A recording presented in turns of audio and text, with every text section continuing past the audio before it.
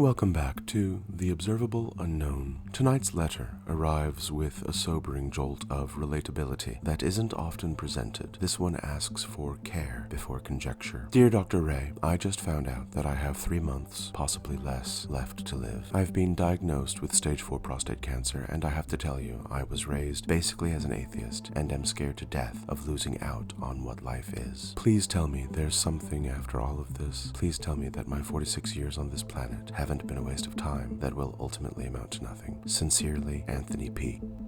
Anthony, there are moments in a life when the question is no longer theoretical. You are in one of those moments now, so I will not answer with abstraction or decorative philosophy or with anything that hides behind cleverness. You deserve something cleaner than that. You asked me, plainly, is there something after this? Has this meant anything? Let's begin where we must. First, your life has already meant something. Not in some cosmic ledger, not in a distant metaphysical accounting, but here. You have altered people, you have occupied space in the lives of others in ways you cannot fully measure. Every conversation, every decision, every restraint, every kindness, even every failure. These aren't erased simply because the body comes to an end. Meaning isn't stored in duration. It's stored in impact, and impact doesn't vanish. Now for the harder question, what happens after? I'm going to be extremely precise with you. Nobody who speaks honestly can promise you a specific architecture of the afterlife with empirical certainty.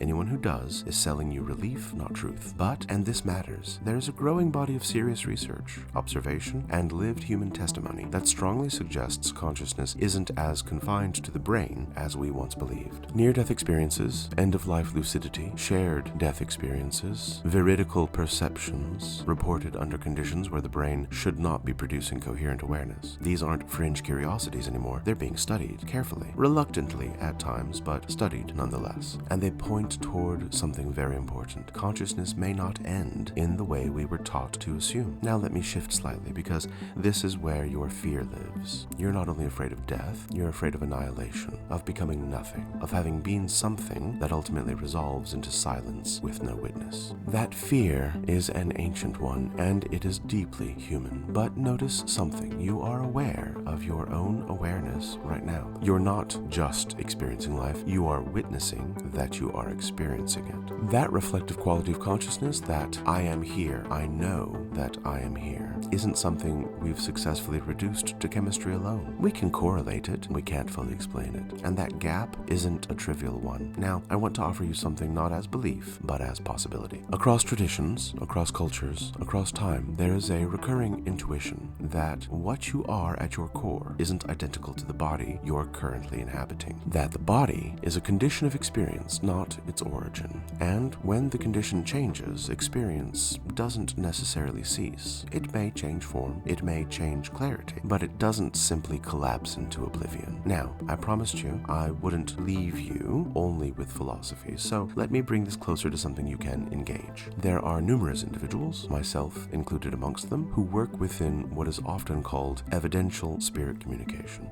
Not vague impressions, not comforting generalities, but attempts, remarkably successful at times, yet sometimes somewhat imperfect, to establish continuity of consciousness across what we call death. I've spent years studying, testing, and participating in this field, and I wouldn't be doing so if I believed it was empty. Your situation is urgent, and I respect that. Anthony, let me offer you something very specific. Over the past several years, I've written a 3-volume study on this exact question, not as belief, not as persuasion, but as structured inquiry into how humanity has approached the possibility of communication beyond death. The first volume traces the history, not as myth, but as record, across cultures, across centuries, documenting how human beings have attempted to reach beyond the visible. The second moves into method, how these practices became organized, how environments were structured, how individuals attempted, seriously, to test whether contact could occur. And the third, well, the third is where your question lives. It asks what happens when we reach the limits of proof and the question still remains, when experience persists, even when explanation falters. I didn't write these books to convince anyone. I wrote them because the question wouldn't disappear, and because, when studied carefully, it begins to shift from is there something after to something far more precise. What evidence of continuity can be responsibly examined?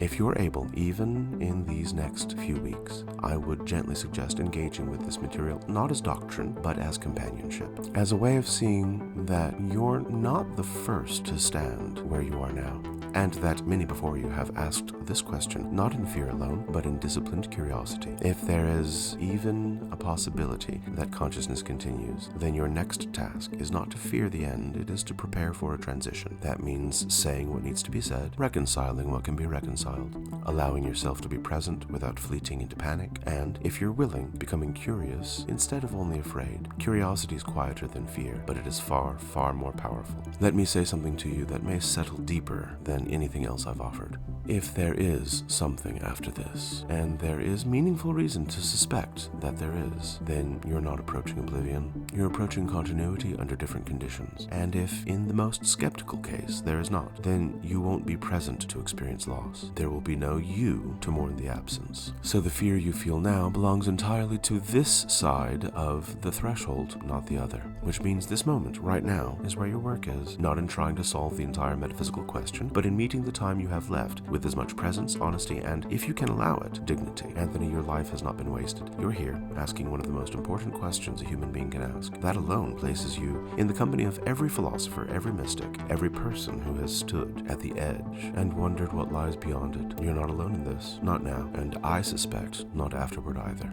If you've made it with us this far, stay here a moment longer. There are episodes that inform, and there are episodes that ask something of you. Tonight was the latter. Anthony, wherever you're listening from, know this. You're not standing at the edge alone, not in the question, not in the fear, and I suspect not in what comes next. For those of you who found something in this conversation, something that unsettled, clarified, or simply refused to leave you, I invite you to sit with it, not to resolve it too quickly, not to explain it away, but to observe it. Because the work we do here on the Observable Unknown has never been about answers delivered in certainty. It has always been about refining the way we encounter what we do not yet understand. And if tonight's question follows you into the quiet moments, if it asks you to look a little more closely at what you believe about life, about death, and about continuity, then the episode has done exactly what it was supposed to do. If you'd like to go deeper, you'll find the full Spirit Communication trilogy available, waiting not as conclusion, but as continuation. Until next time, listen carefully, observe precisely, and remain just a little more open than you were before.